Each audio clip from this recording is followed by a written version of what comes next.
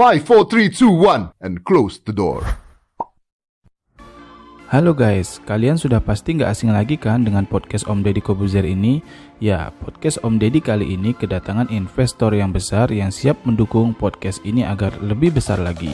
Siapakah investor itu? Yuk, mari kita bahas.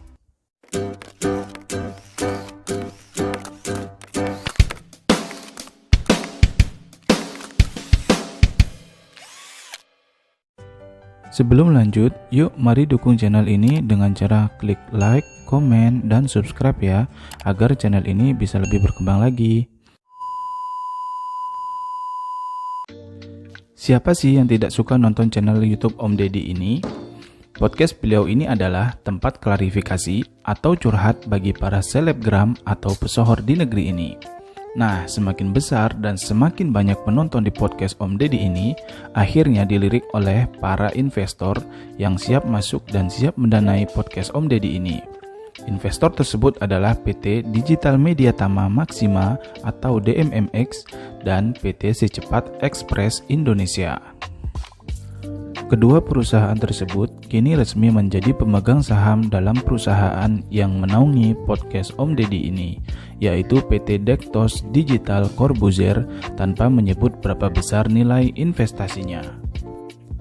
Bagi PT Digital Media Tama Maxima, investasi ini dapat memberikan manfaat kerjasama yang besar dan promosi mereka di bidang iklan.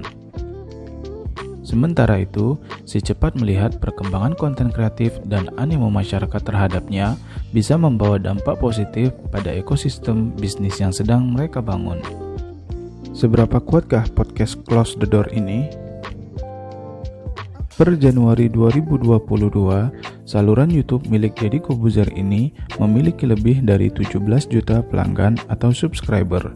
Disubscribe oleh 500.000 pelanggan baru dalam 1 bulan terakhir dan ditonton 141 juta kali dalam 1 bulan terakhir.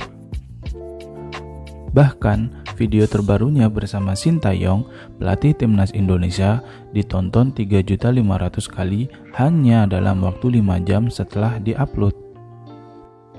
Wah, berarti memang benar-benar menjanjikan ya podcast Om Deddy Corbuzier ini, pantas aja investor mau masuk. Asal tahu saja, PT Dektos Digital Corbuzier adalah perusahaan konten digital kedua yang mendapatkan suntikan investor dari perusahaan raksasa.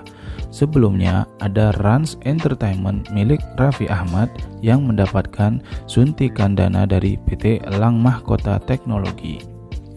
Dan tahukah kamu, kenapa para YouTuber saat ini banyak yang membangun perusahaan sendiri untuk menaungi konten dan sponsornya? Tujuannya adalah agar bisa dijual ke investor yang berniat masuk untuk berinvestasi. Berapa banyak sih pendapatan Deddy Corbuzier dari hasil nge-YouTube? Menurut informasi terbaru, pendapatannya dari hasil podcast YouTube saja berkisar antara 35.000 US dollar sampai 564.000 US dollar.